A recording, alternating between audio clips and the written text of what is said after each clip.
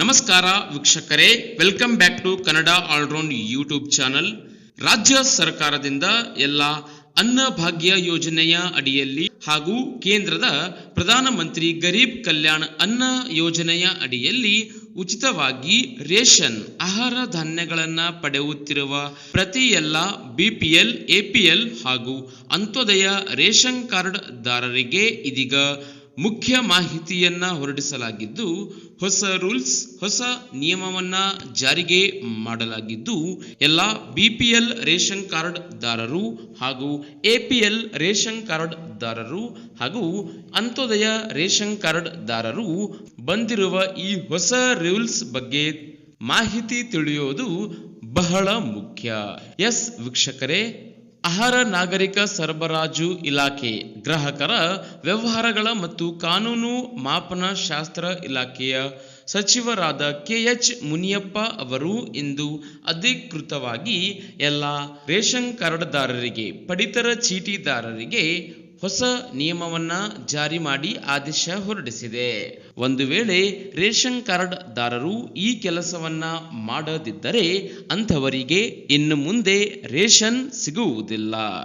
S ವೀಕ್ಷಕರೇ, ಏನಿದು ಮಾಹಿತಿ ಎಂಬುದರ ಕುರಿತು ಕಂಪ್ಲೀಟ್ ಡೀಟೇಲ್ಸ್ ನೋಡೋಕ್ಕೂ ಮುನ್ನ ತಪ್ಪದೆ ಈ ವಿಡಿಯೋಗೆ ಒಂದು ಲೈಕ್ ಮಾಡಿ, ಚಾನಲ್ ಅನ್ನು ಮರೆಯದೆ ಸಬ್ಸ್ಕ್ರೈಬ್ ಮಾಡಿಕೊಳ್ಳಿ.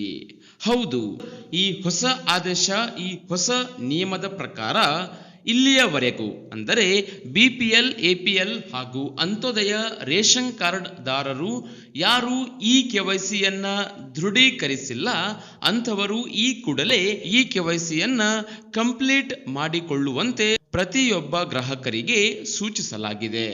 ಹೌದು, ಈ KYC ಆಗದೇ ಇರುವ ಪಡಿತರದಾರರ ಈ KYCಯನ್ನ ಆದಷ್ಟು ಬೇಗ ಮಾಡಿಸಿಕೊಳ್ಳಿ ಎಂದು ಇದೀಗ ಎಲ್ಲ ಅಧಿಕಾರಿಗಳಿಗೆ ಸಚಿವರು ಮಾಹಿತಿ ನೀಡಿದ್ದು, ಮುಂದಿನ 1 ತಿಂಗಳ ಒಳಗಾಗಿ ಕಾಲ ಅವಕಾಶವನ್ನ ನೀಡುವುದರ ಮೂಲಕ ಕುಟುಂಬ ಸಮೇತ, ಹೌದು, ಕುಟುಂಬದ ಎಲ್ಲ ಸದಸ್ಯರು ರೇಷನ್ ಕಾರ್ಡ್ಗೆ ಎಲ್ಲರ ಆಧಾರ್ ಕಾರ್ಡ್ ಅನ್ನ ಲಿಂಕ್ ಮಾಡುವ ಮೂಲಕ ಬಯೋಮೆಟ್ರಿಕ್ ಥಂಬ್ ಇಂಪ್ರೆಷನ್ ನೀಡುವುದರ ಮೂಲಕ ಈ KYCಯನ್ನ ದೃಢೀಕರಿಸಿಕೊಳ್ಳಲು ಎಲ್ಲರಿಗೂ ಇದೀಗ ಸೂಚಿಸಲಾಗಿದೆ.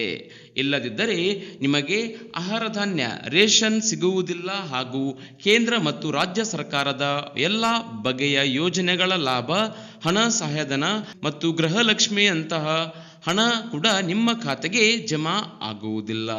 ಹೀಗಾಗಿ ಕೂಡಲೇ ನಿಮ್ಮ ಹತ್ತಿರದ ನ್ಯಾಯಬೆಲೆ ಅಂಗಡಿಗೆ ಭೇಟಿ ಮಾಡುವುದರ ಮೂಲಕ ಕುಟುಂಬದ ಎಲ್ಲ ಸದಸ್ಯರ ಆಧಾರ್ ಕಾರ್ಡ್ ತೆಗೆದುಕೊಂಡು ಹೋಗಿ ಎಲ್ಲ ಸದಸ್ಯರು ಭೇಟಿ ಮಾಡುವುದರ ಮೂಲಕ ಈ KYCಯನ್ನ ದೃಢೀಕರಿಸಿಕೊಳ್ಳಿ.